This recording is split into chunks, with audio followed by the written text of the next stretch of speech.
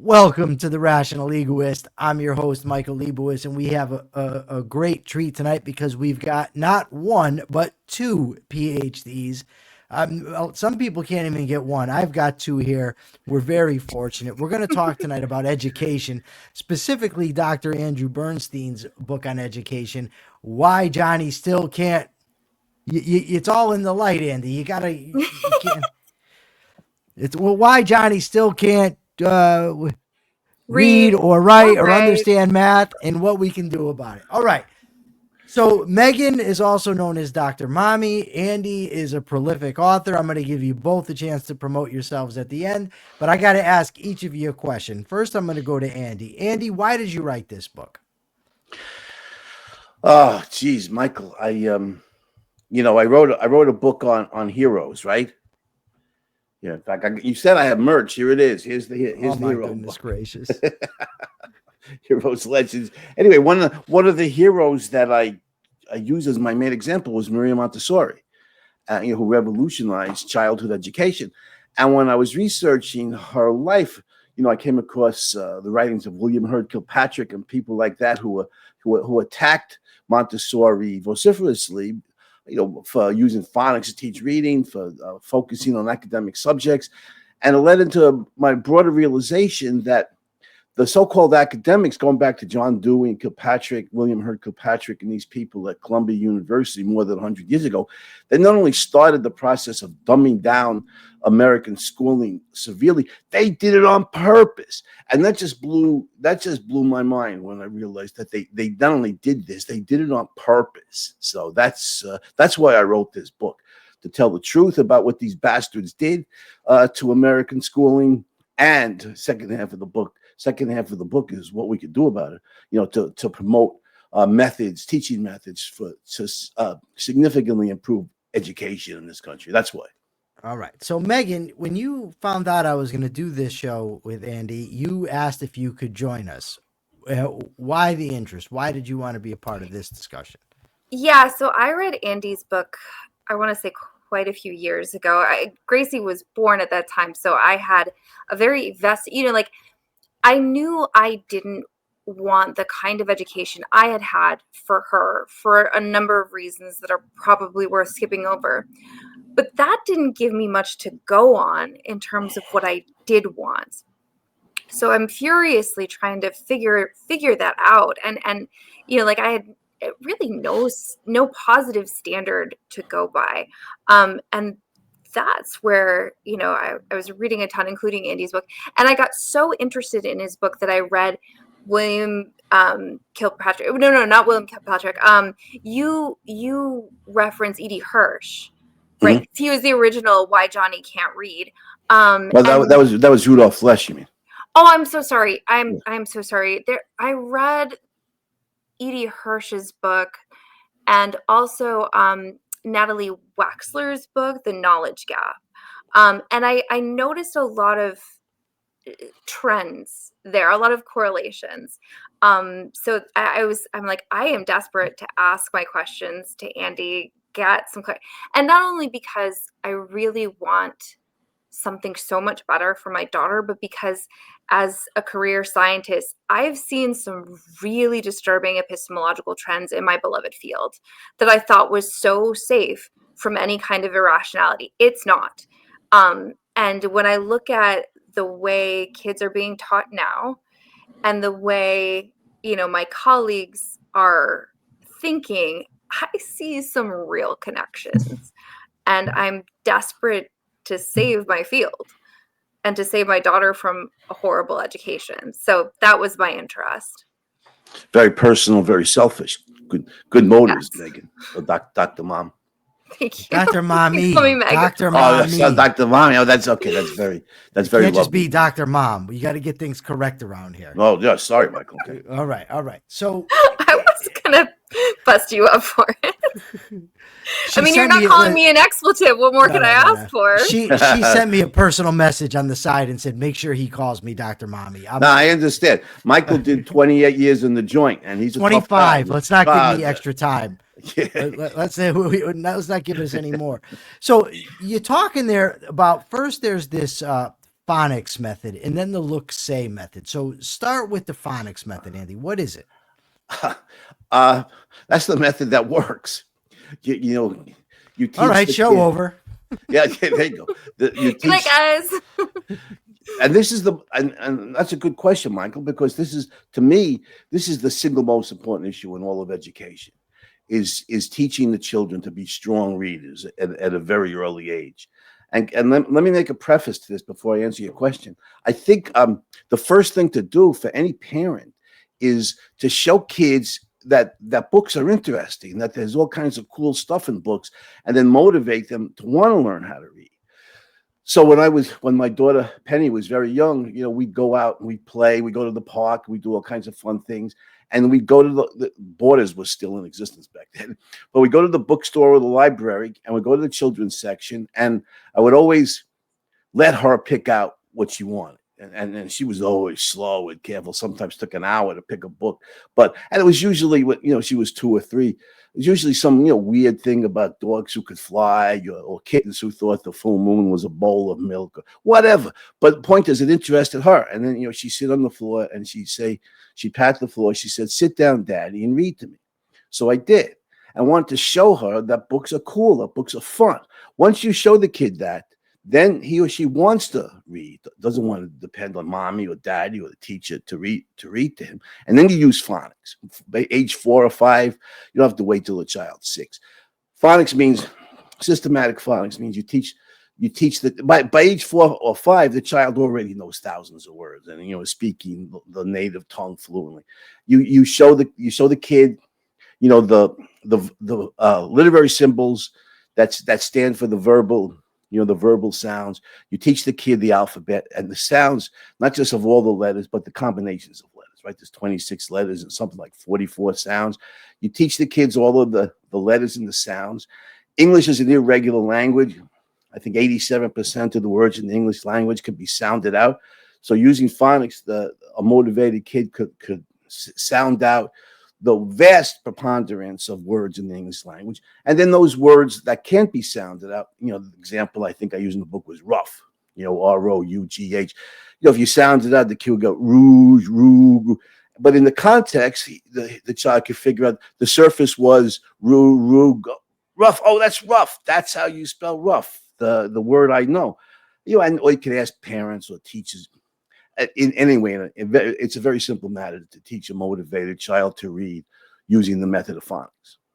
And Meghann referenced Rudolph Flesch's book, Why Johnny Can't Read, that 1955 bestseller. Thank God for Rudolph Flesch, because otherwise the method of phonics might have been killed in the United States. And what was with the look? It's the look say method, right?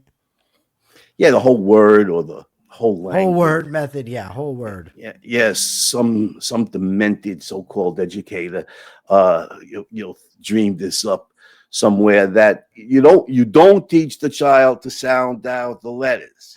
You look at the word in the context of the sentence. You look at the shape of the word, and then that's how the word.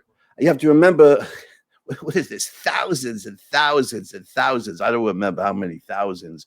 Remember Carl Sagan used to say billions upon billions.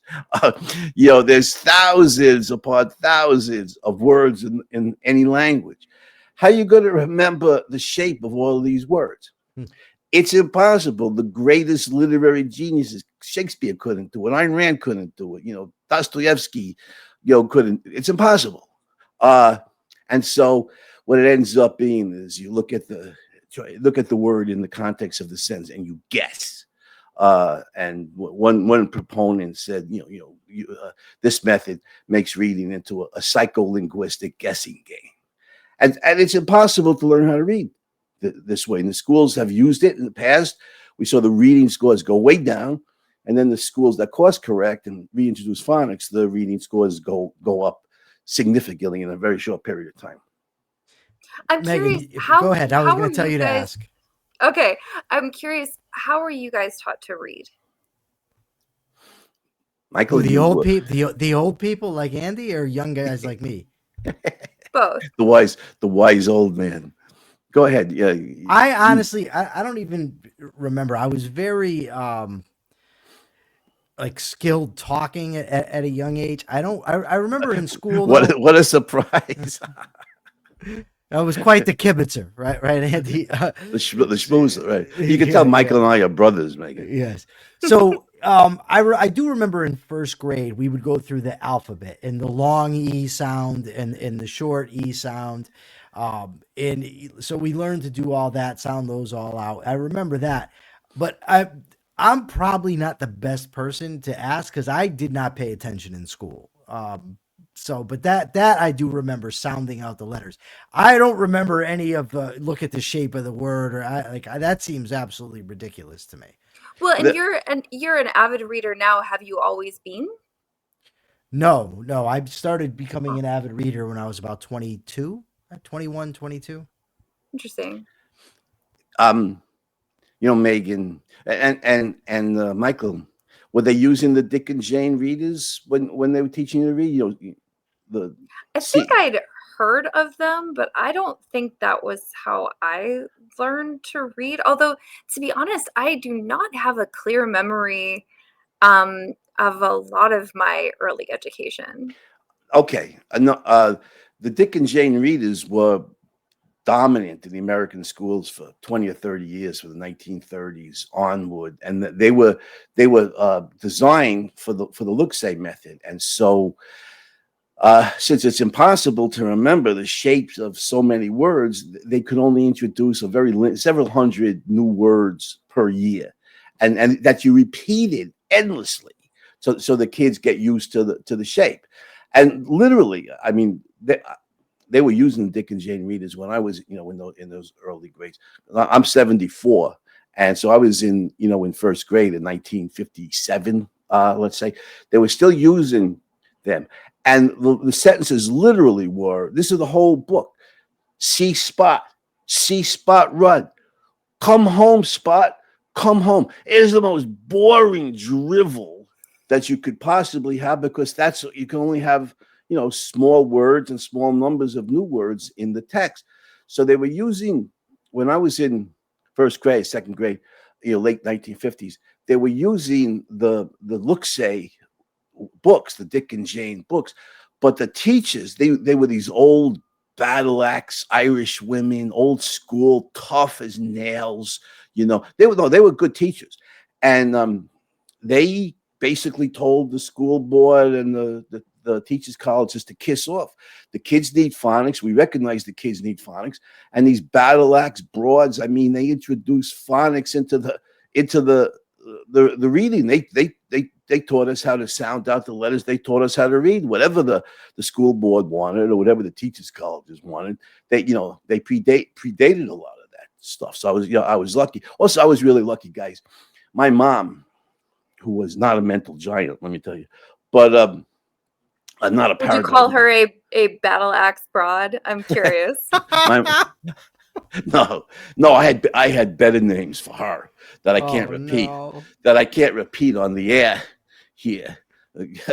But I've written about her in various short stories, in fiction. But the good thing she did for my sisters and me, she used flashcards. So she taught us the alphabet, the sounds of the letters, the sounds of the combination of letters, the multiplication table. I mean, to this day, I could rattle off, 9 times 9 equals 81, because my mom had the flashcards. So she really helped jumpstart our education. And the point is, it's not that hard, for a parent to do that. So, Andy, you teach college students now, and I recall in an interview I saw of you were talking about how you could tell, you'd ask your students to read aloud, and you could tell who had been taught by the look-say method, because they would get to a word they didn't know and just stop, right? They wouldn't sound it out. They would just stop. Right. So I'm curious, because I'm trying to find some correlations here. I'm wondering if kind of that guess and check way of learning to read something so foundational had other effects on the way they think. Like, do they think in a very imprecise way? Is that fair?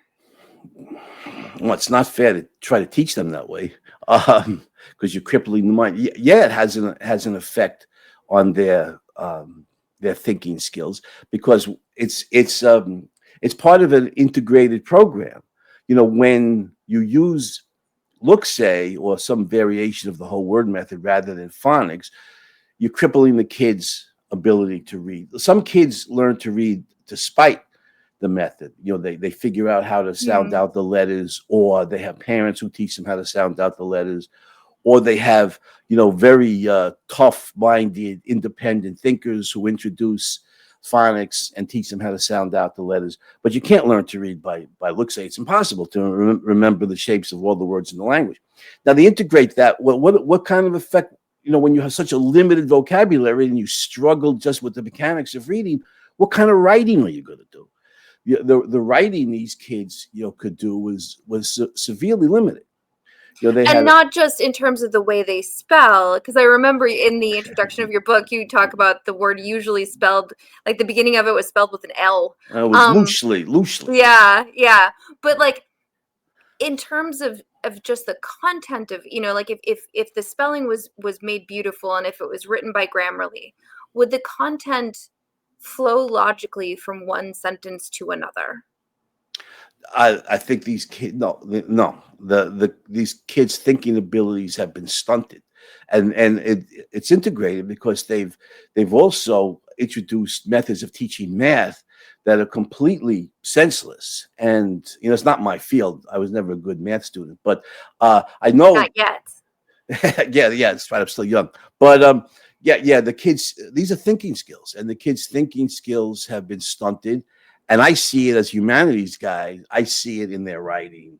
Their writing is elementary school level. Not college. They're not ready. They're not ready to write college level essays. They struggle with it. And I was shocked when the incidents you were talking about, Meghann. I was teaching philosophic themes in literature in class. It was dual listed in the I mean, I was in the philosophy department, but it was the course was dual listed in philosophy and literature. So I had juniors and seniors, college kids, who were philosophy and English majors, and I figured they could read. We were reading various short stories and stuff and get them to read in class. I had to stop. Too many of them read so poorly. I didn't want to embarrass the kids, so I did. So I did the reading when we read a lot. These are good kids. These are good American kids. They come out of middle class families. They went to Catholic school in many cases, but their fundamental thinking skills, the 3 R's, reading, writing, arithmetic, have been stunted by the school system, and it's just heartbreaking. So when you have a conversation with them, not even their essays, which they've hopefully edited in some way, but just a conversation with them, and you ask them a question, they start, like going off on a completely different tangent. And, you can't understand how that connected with the original question. Does that happen a lot too? Or it kind of sounds like you're talking in non sequiturs or like, is it like that? Well, when I have conversation with the kids, it's usually about sports or movies or, what Trump or Biden, when he was president, said, simpler topics that they're interested in and that they could speak fluently and, speak in simple terms. If I ask them questions about, the mind body, the relationship between the human mind and the human body, or free will versus determinism, or some, time-honored philosophic question, I'm not going to get a very sophisticated answer, not even after they've gone through the whole course. It's just, they're not ready. And there are some exceptions. You have 25 or 30 in a class. You have 3, 4, or 5, who are ready for these college level courses and who do well. But you get 20, or more of them, and their eyes kind of glaze over, and the material goes over their heads, and they're just not ready for this kind of sophisticated philosophic material. As college kids, they should be ready for this. It's not that hard to get them ready for it. Teach them to read, to write coherent paragraphs, teach them history, which they know nothing about.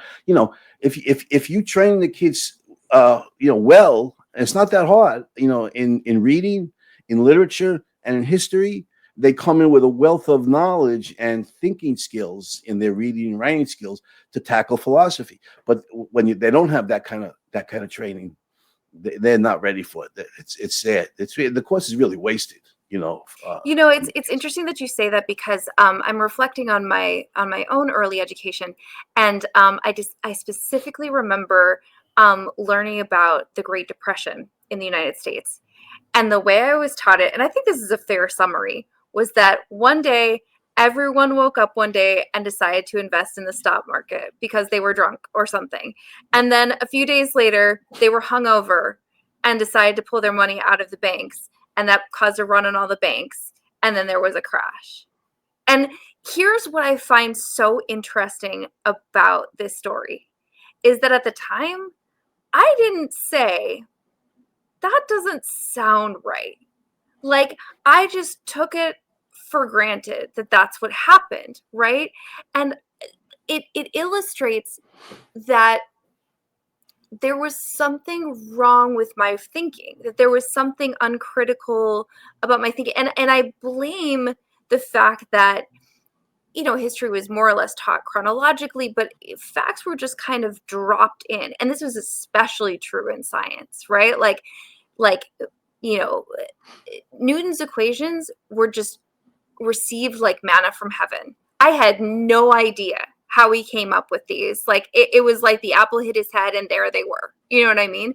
Which gave me the impression is that that's how knowledge is generated, right? Like, if you had asked me to explicate how is knowledge generated, I would have said something a little bit more rational, but really that was what I was expecting to happen when I did my experiments, was that a revelation I would be gifted with a revelation, you know what I mean? And it, like nobody would question it. And it, in the same way that I didn't question how the Great Depression got started, you know what I mean? So like, the reason I'm saying this is because while I agree with you that reading well and writing clearly is necessary for good, logical, critical thinking, I'm wondering if it's sufficient. No, the facts, that's method. That's thinking method, reading, writing, and arithmetic. That's fundamental. But then I said history gives us a ton of facts, and it's a good example that you raised, Meg. History properly taught, going back to World War One, the progressives. What was his name? I forget that. It's too long since I reread my own book. But the progressives did away with history. They replaced it with social studies. Social studies. Yeah, which is a mushy, amorphous, broad catch-all name for basically anything school districts want to teach. And they teach very little history. Today, they teach a lot of leftist propaganda. Man-made climate change is destroying the planet. And white people are evil. White people are racist. They critical race theory, critical whiteness studies. They teach a lot of. They preach, a lot. But when you actually want to hear like some corroborating anecdotes, yeah, absolutely. I don't know if you do actually, but like I'm going to tell you anyway. So a few years ago, I was dating someone who had a daughter about Gracie's age and a son a few years older. So the time I think they were like 8 and 12, I want to say. So I was asking the daughter, like, what are you learning in school? And she's like, well, we're learning about eagles. And I said, why eagles? And what she said to me was, well, they're a kind of bird. I was like, no, I didn't say what are eagles. I said, why? And like, it was such a, and I was like, okay, but, and she's like, well, next week we're going to be learning about Black History Month. It's like, I have no idea how those two things connect. It was bewildering. I mean, talk about disintegration. And then I asked the son, he's a little bit older, so he would have been getting close to middle school. And I asked him, what are you reading? And he's like, well, we don't read books. I'm like, what do you mean you don't read books? He's like, well, the teacher will copy a chapter from a book and we'll read that. And then they'll copy a chapter from a different book and we'll read that. I'm like, would you want to find out what happens? It just seems like This you're is in being literature. so robbed. This is in literature. I mean, what in English, his English class. Yeah, they don't So have we'll read a classes chapter now. from Great Expectations, but we don't know what happens to Pip, something Yeah, like that. yeah. Oh yeah, oh, I'm not surprised. Oh, it's horrible. Well, some old convict took care of him. That's what happened to Pip. That's right, Abel Magwitch, as I recall, right? No, they destroy Mrs. Havisham's robot monkeys in the Genesis device. It's not. I mean, this isn't funny, but in the. I mean, you laugh so you don't cry, right? Yeah, no, exactly. And like I keep stressing in the book and over again, presenting, giving the kid a proper education is not that hard because because I'm a humanities guy. So, I'm a PhD in philosophy and I'm a writer. So that's my my field of expertise. That's what I know. And I think you start out, you teach the kids to read with phonics. You start out at the younger grades reading great children's classics. I agree with Lisa Van Dam on this. I think she makes a good point. You read The Secret Garden, you read Peter Pan, you read some of these, stories that kids are interested in, and then you build up from there. And by the time they're in middle school, here's an interesting point.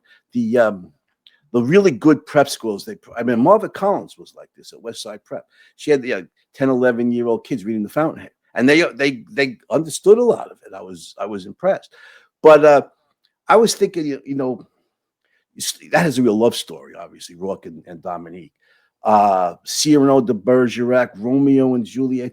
I don't think we should have the kids read those stories until they go through puberty, because prior to that, romantic love is just an abstraction for them. They have no emotions to as units under the abstraction. They might understand the story intellectually, but when they're 12 or 13, they read Romeo and Juliet, read Cyrano de Bergerac. If they're really advanced, you can read The Fountainhead, but build up to the great literary classics. And certainly by the time they're in high school, they should be reading Shakespeare and Dostoevsky and Ayn Rand and all of these great writers, and writing papers on them. You start out, in the young grades, they're reading children's books. The kids write a paragraph about it. And you build up through the early grades until by the time they're in middle school, they can write essays about their reading. And now they have content about human beings and human lives and human nature, because you're analyzing Shakespeare as a great character developer. And, the great writers are, and you analyze the characters and what they do and why they do it, and they're gaining knowledge in the humanities. And similarly in history. I mean, history should be taught chronologically. My students didn't know who James Madison was. Their knowledge of American history some of them knew he was a president, but none of the 20 knew that he was the lead author of the U.S. Constitution and virtually the sole author of the Bill of Rights. You teach a great deal of history, and teach not propaganda. You teach the full truth. You teach all the bad stuff about American history, slavery and Jim Crow and all that stuff, and you also teach the good stuff. You teach about the American Revolution. You teach the Declaration of Independence. You teach the U.S. Constitution and everything. And Jefferson, Madison, and Washington, yes, they were slave owners. We teach that, but that's not there. That doesn't define their entire career. They did some good stuff too. You teach the full truth about American history and world history. And by the time the kids graduate from high school, they'll have a ton of knowledge about what happened in the United States, what happened in Europe.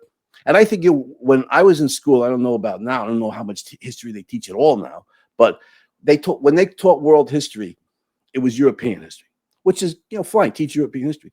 But I think they should teach world history. What happened in Africa, what happened in Asia, what happened amongst the American Indian tribes.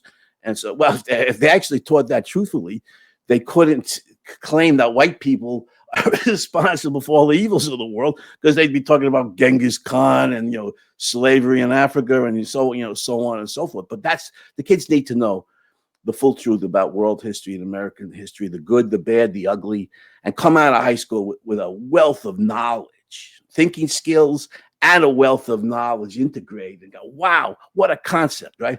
Integrate thinking skills with a wealth of knowledge. For the same reason that literature gives you heroes, right? Like, yeah, people at its after which best, you yes. can sort of like shape your soul.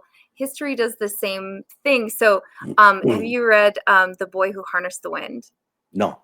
Oh, it's so beautiful. So Gracie and I read it a couple of years ago. It's about this kid growing up in Malawi, and he's probably in his 30s now, so it's like more recent history, but he was a kid during one of the famines, right, where the government had, the citizens had come to rely on like an emergency store of maize, right? Because that's their staple, or is it corn? Their staple. They eat nsima. I'm probably mispronouncing it. That's like part of every meal for them. There was a drought. They were expecting this, sort of emergency supply that the government held on, but because they were completely corrupt, that got sold. There was nothing, and you'd see, people starving to death or dying of cholera. You know what I mean?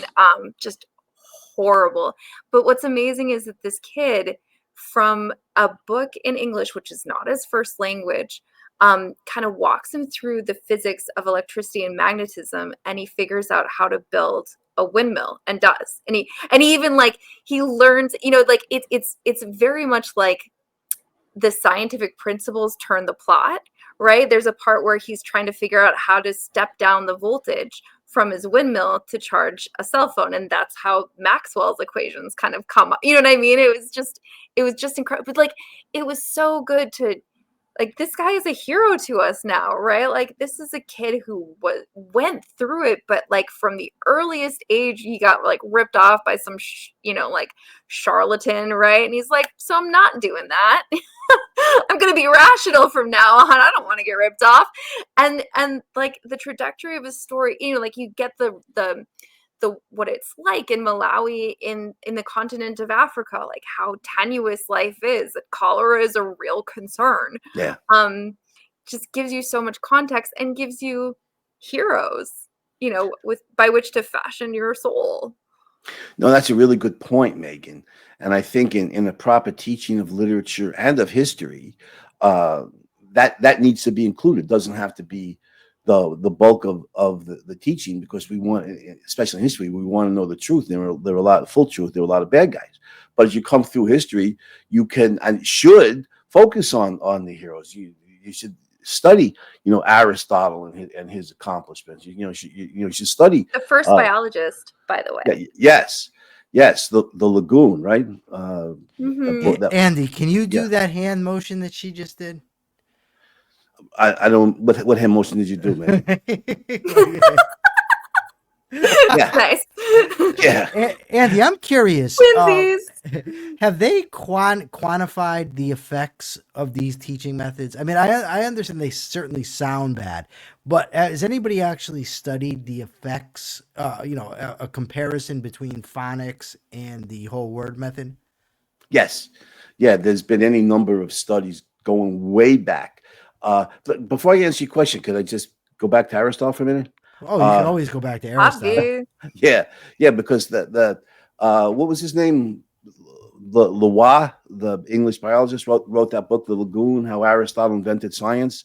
I haven't read that one. Yeah, you're gonna love it. It was about 15 years ago he wrote the book, and it shows how Aristotle was the first great biologist. But real heroes like that, you come through history.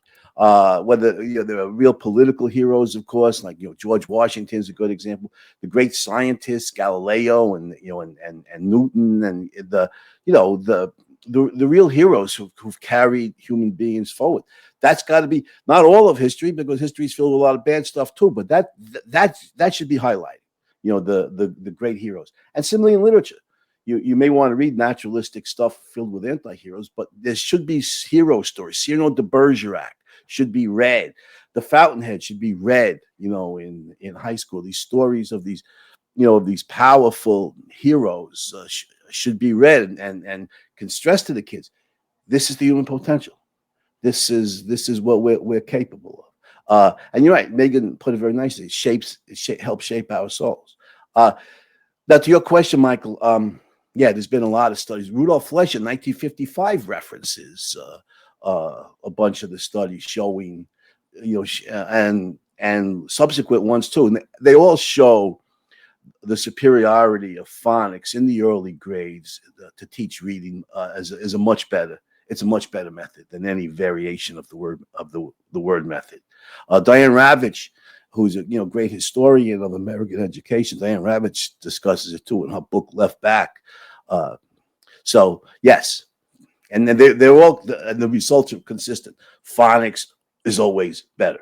If you want the kids to read, phonics is the method. If you don't want the kids to read, then whole word is the method. Sorry, Gracie was just like, I love you, mommy. I love you too, babe. She's in the other room. I am so lucky. I'm sorry. I feel like I completely interrupted the flow there, but at least it was for a good cause. It's fine because that's a child that's actually learning to read properly, and she can express herself properly. So, Andy, she does voices. It's so like she will do. So she will do a unique voice for each character. Like, she loved it when we read The Wizard of Oz because I didn't tell her what voice I was gonna do for the Wicked Witch. And then I was like, send out my bees to tear them to bits because I have to go to Fred Siegel and return this jumper that looks like I puked on myself. There was some editorializing, but yeah, so she can do a Valley Girl accent and she will do it for like one of the evil characters, and it's amazing. That's pretty cool, Megan. Let me go back to Heroes for just a minute, Michael.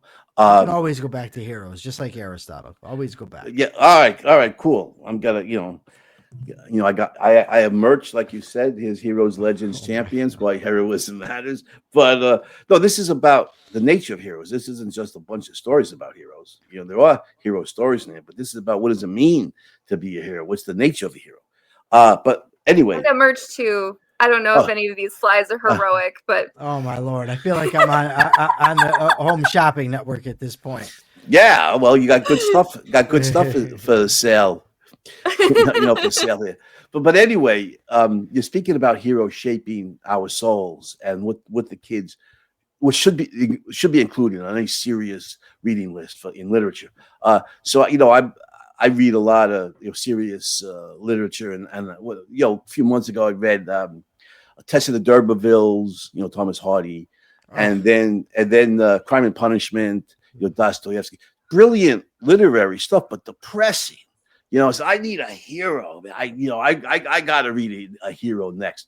So I went to Dumas and I reread The Count of Monte Cristo, which I hadn't read in decades. And I loved it. It's just, yes. I know, but it's not exactly cheerful. Well, what he does in his life is he's badass. He's badass. Yeah, no question about it. But when he's not what I'm hoping for myself. Well, when he's incarcerated as an honest man, in the Chateau d'If, he's in the joint, he's in the dungeon for all those years. But what he does when he gets out makes up for it to me. I mean, he towers over the landscape. And again, this is like what the human potential. It's the story is not entirely realistic. He's like the first superhero. Not entirely realistic. All these people who knew him don't recognize him at all. Like he was friends with him, and they don't know who he is. But he put on the glasses. Yeah, he did. Like Clark Kent. Like Clark Kent, he takes off the glasses, right? He's Superman.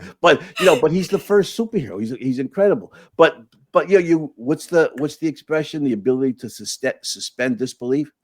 So I suspend disbelief. I get into Dumas' universe, and it's just magnificent. This is the human potential, and I think all kids in high school should read The Count, read a bunch of hero stories as well as darker, great literature, whether it's heroic or whether it's anti-hero or whatever. But you're right, Megan. Heroes have to be part of the mix in both literature and history. Andy, you and I do shows, quite frequently where we review movies and then we assess the movies in light of romantic realism, Ayn Rand's theory of aesthetics. And I'm curious, along with the sort of bad method that kids are taught, are they also inundated with stuff that is not very heroic? I mean, are they not shown real people that they should be looking up to or literary figures to aspire to? What's that part of it, of the educational system?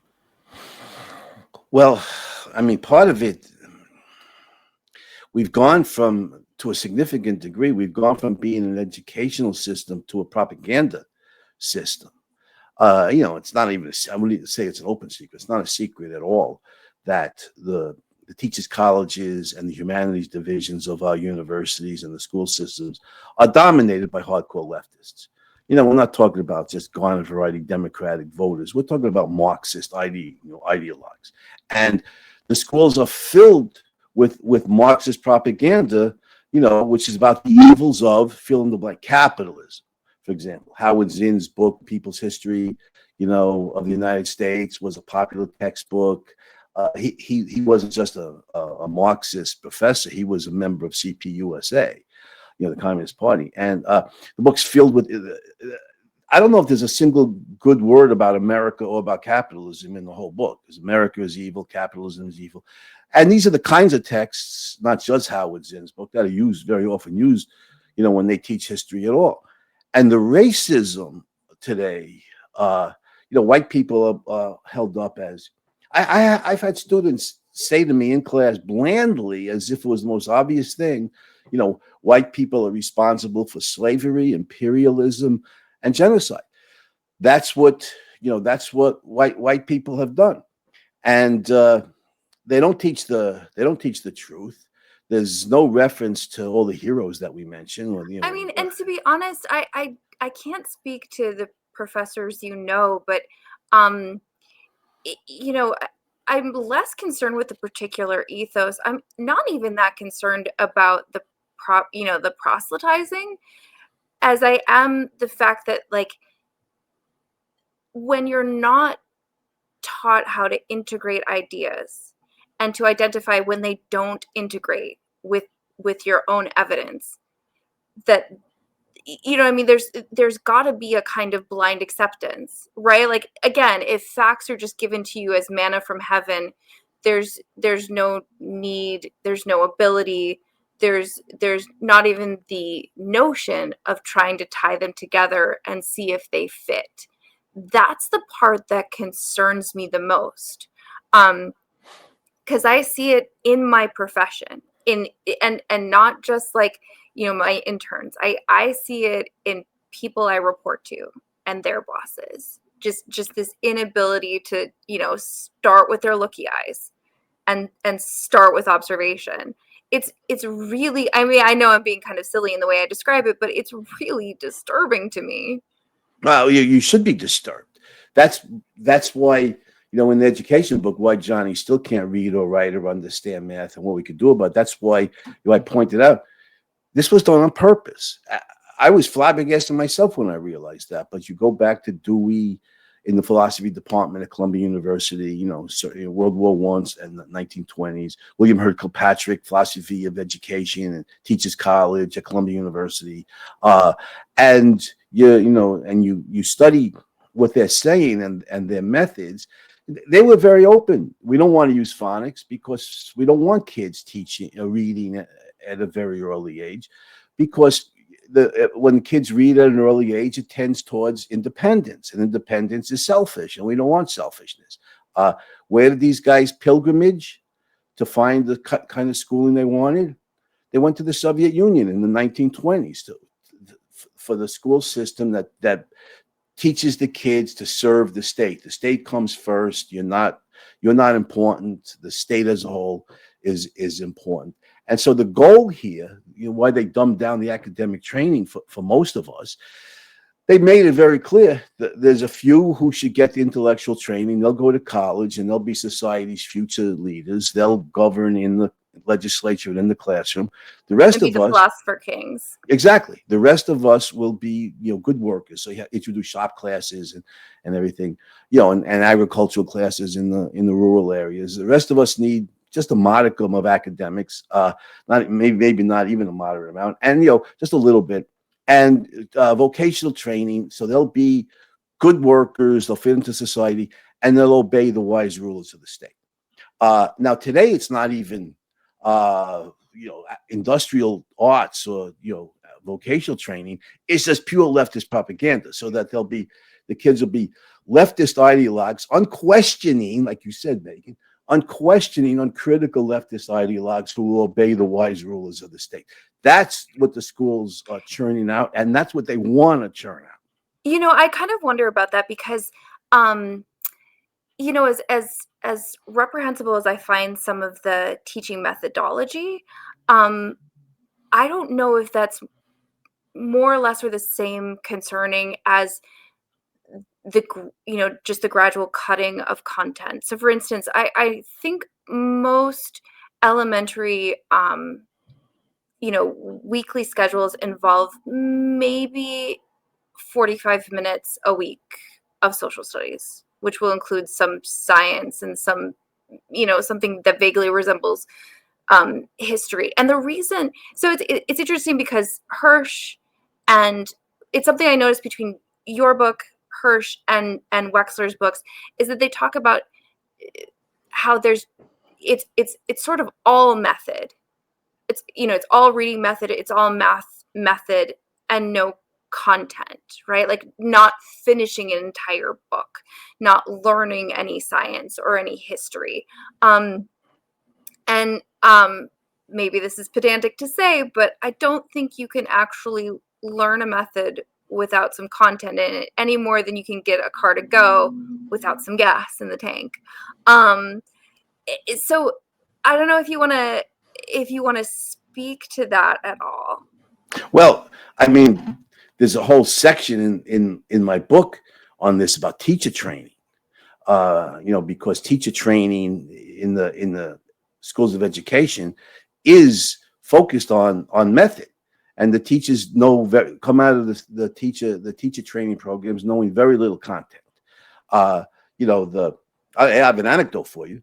When I wrote the Cliff Notes for Ayn Rand's novels, 2000, the general editor at Cliff Notes told me, so when we started back in the 1950s and 1960s, our demographic was high school and college kids, who were reading the Cliff Notes. Today, 2000, the main demographic is high school English teachers who have never read the books that they're now assigned to teach, or worse, they don't understand them, so they can't teach them, so they read the Cliff Notes. Why is that? In part because they have to take all these education classes, so the future English teachers are taking fewer English courses than English majors are, and the future math teachers are taking so many education courses that they're taking fewer math courses than math majors are.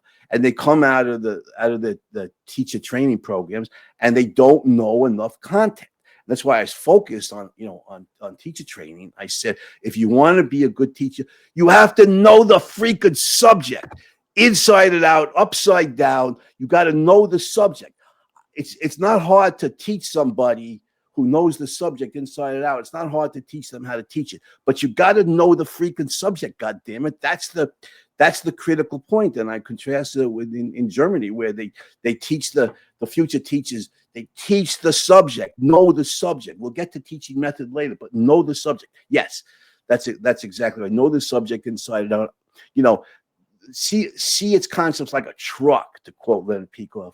And then you could give a wealth of examples. You could tell stories. You could tie the principles to reality, because knowing the subject inside and out means you see the principles in terms of the concretes that they subsume. And then you could bring those into the classroom and integrate the principles with the concretes, and the kids will get an education. Awesome. So I'm sorry, I'm getting in trouble with Michael's girlfriend, but I do have to ask. So you were saying earlier that Diddy's a real sweetheart, Megan. I'm really sorry, Michael's girlfriend. It's all my fault. It's not Michael's fault. It's all my fault. So I was going to ask Andy.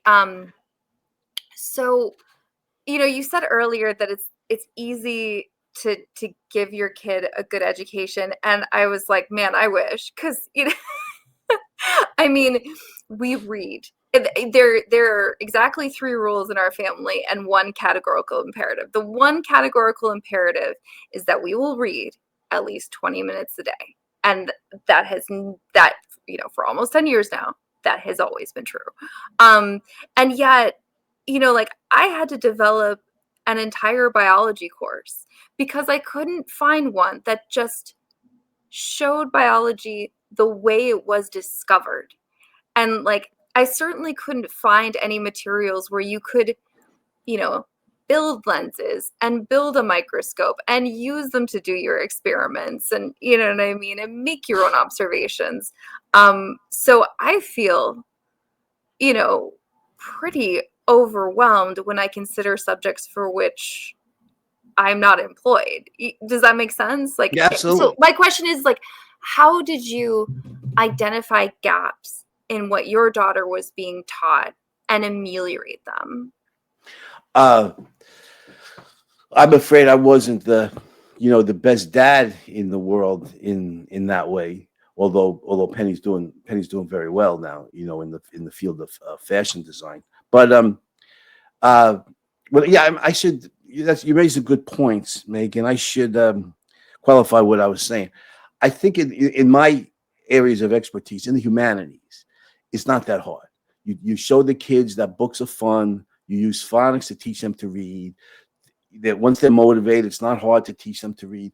Once they're strong readers, the whole world of knowledge is open to them. That I think is the critical point, and all parents could do that.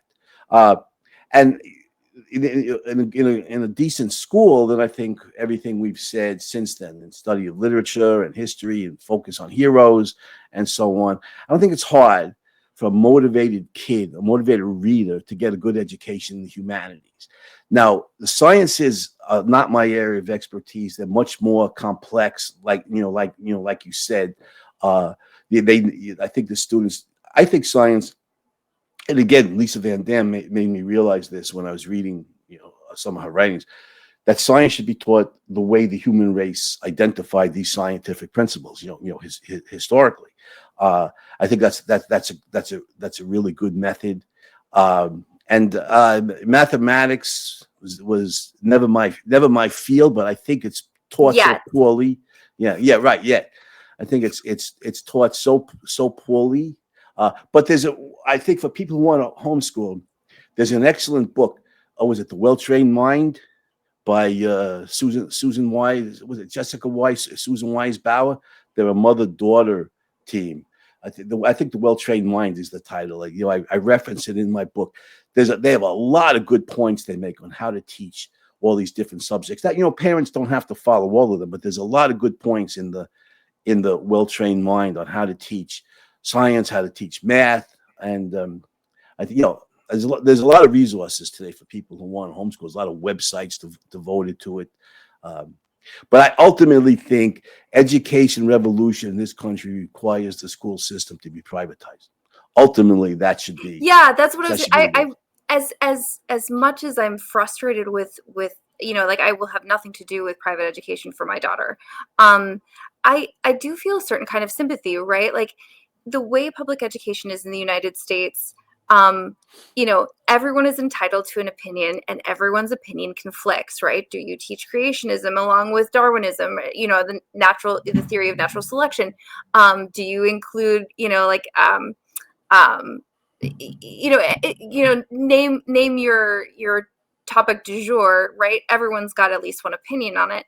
So the only way to sort of placate everyone is to teach no content at all, just teach method. So it makes a kind of sense that method is entirely the focus. Both reading and math, and there's pretty much no content in social studies or science or history. So yeah, I don't see any way, given that is the structure, and must be for government schools, I don't see any way around that. No, there isn't. But to Yeah. extract government and all of those opinions from education. Yeah, there isn't. Ultimately, to greatly enhance education in this country, we need to privatize the school system, turn education over to the competition of the marketplace.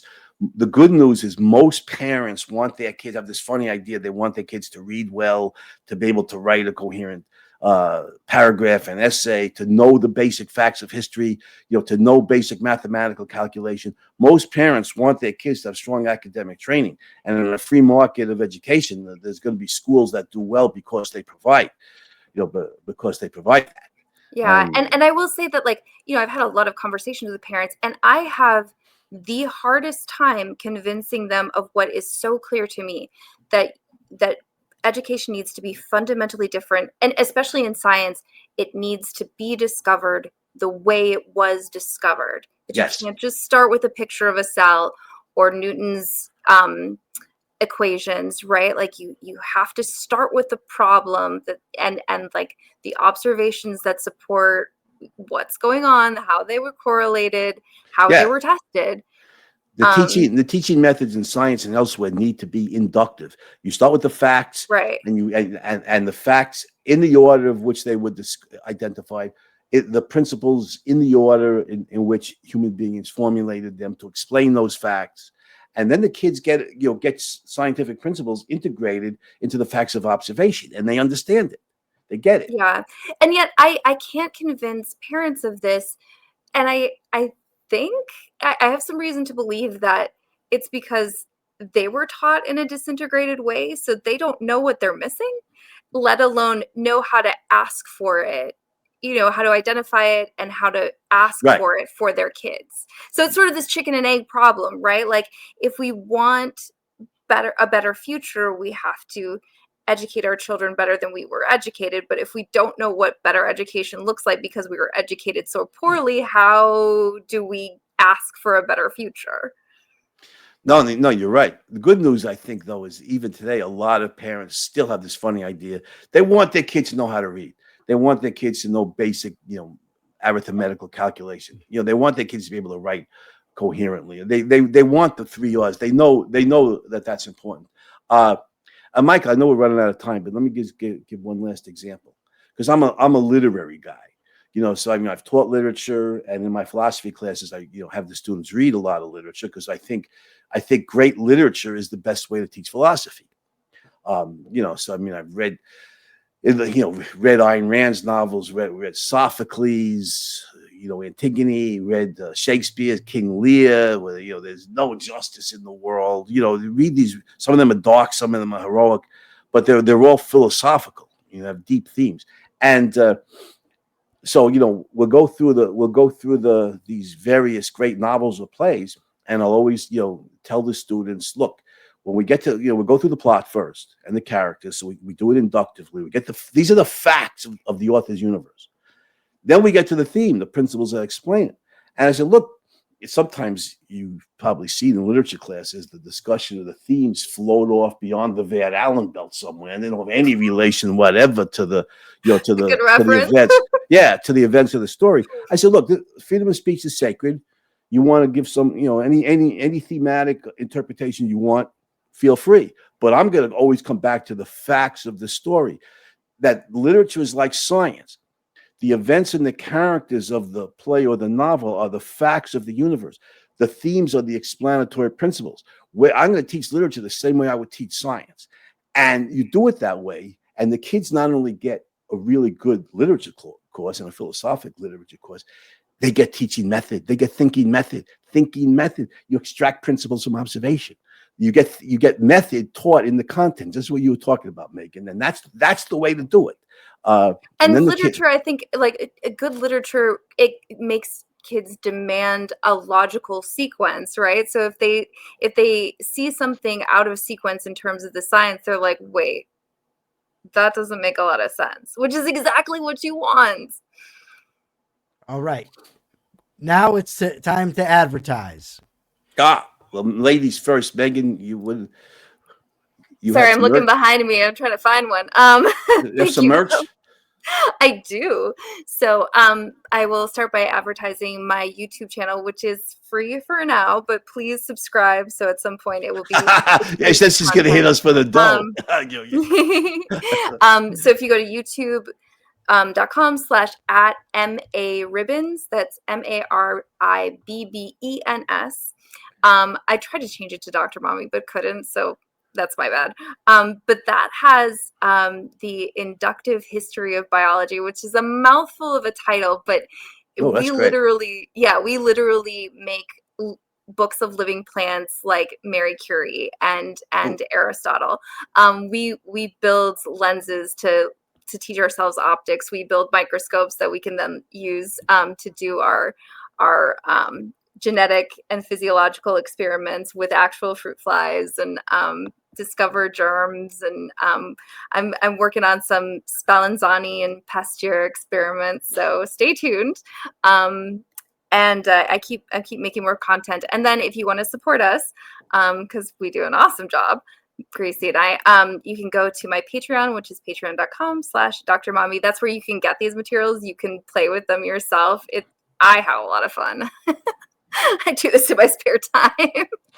So yeah, let's fix science and have fun doing it. That sounds great, Meghann. So is this there's too much glare here? It's too much. There you go. Right there. All right. Yeah, why Johnny still can't read, play on Rudolph Fletcher's title, or write or understand man. And what we could do about the whole second half of the book is devoted to, you know, how to fix the problems. My most recent book, Aristotle versus Religion, some, you know, collection of essays from the Objective Standard, some damn good essays in there, if I say so myself. And Meghann, I want to put in a plug here. My booklet on climate change, you know, the truth about climate change. I'm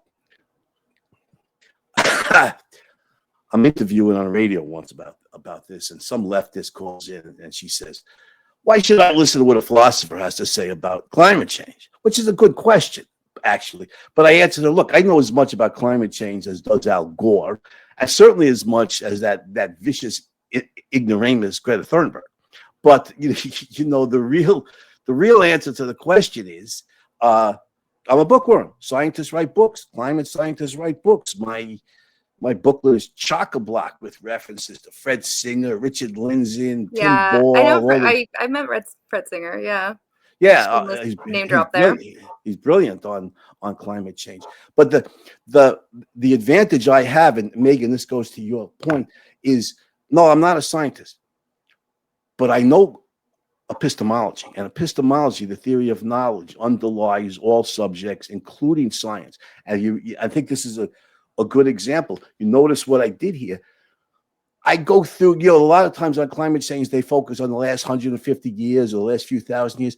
I go through geological time and show endless climate change, and just a tremendous plethora of evidence showing there is a natural climate cycle. It doesn't stop just because we're spitting a little more carbon dioxide into the atmosphere. There's a natural climate cycle, and it has to be taken into account, and the IPCC ignores it. So we learn from Ayn Rand, see the big picture, integrate, go as broad as you can. Well, I went millions and millions of years, and also I've taught logic for 40 years.